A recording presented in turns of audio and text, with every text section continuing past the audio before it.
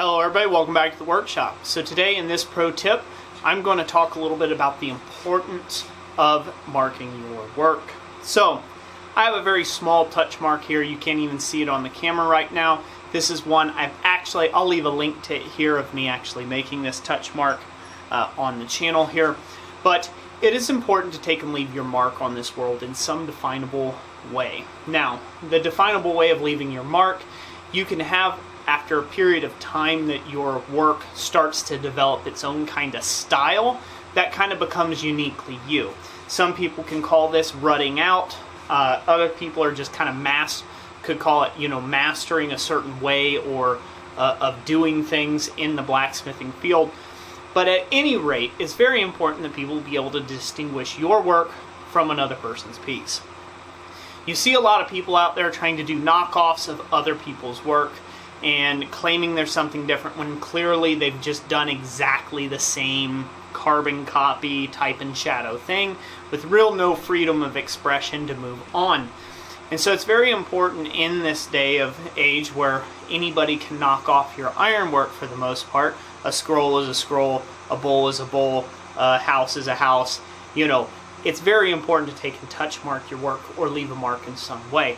There's multiple ways that you can do that. You can electrochemically etch, you can engrave your logo or your touch mark, you can have a stamp, basically a stamp-like mark that has a shop logo or some insignia, a monogram or something like that. You can have just a simple letter or several letters like your initials, although, granted, if your name's Michael J. Foxworthy, I bet you're not the only person that was ever named Michael J. Foxworthy, so there's probably going to be some other people out there with your same initials or something that comes real close to those same initials, and so that's not a foolproof plan. The best plan is to take and get yourself a maker's mark. That brings me to my next point. When you're marking your work, you do not need to take and make such an overreaching statement that, hey, I made this item. It needs to be somewhere small and inconspicuous in location. And if you can, no matter what you do, try to standardize where you put that mark on your pieces. This helps prevent knockoffs at a later date.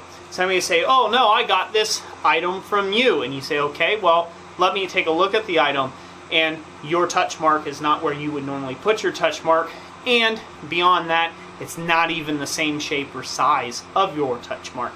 And so those type of things can really go a great way of taking and leaving your mark on this big old world, leaving it in such a way that people can define your pieces from the whole boatload of other pieces that are out there. So that's it for this pro tip. I really hope you guys enjoyed it. If you get a chance, go check out our website at blacksmithpdfs.com. We've got a lot of great information there and things for you out there to help you as a blacksmith, including 50 hand-forged items to sell called the Blacksmith Cheat Sheet, and a lot of power hammer plans and things of that nature over there. So definitely go check it out if you get the chance. But that'll conclude this video. As always, God bless you, and we will catch you on the next one. Thanks for watching.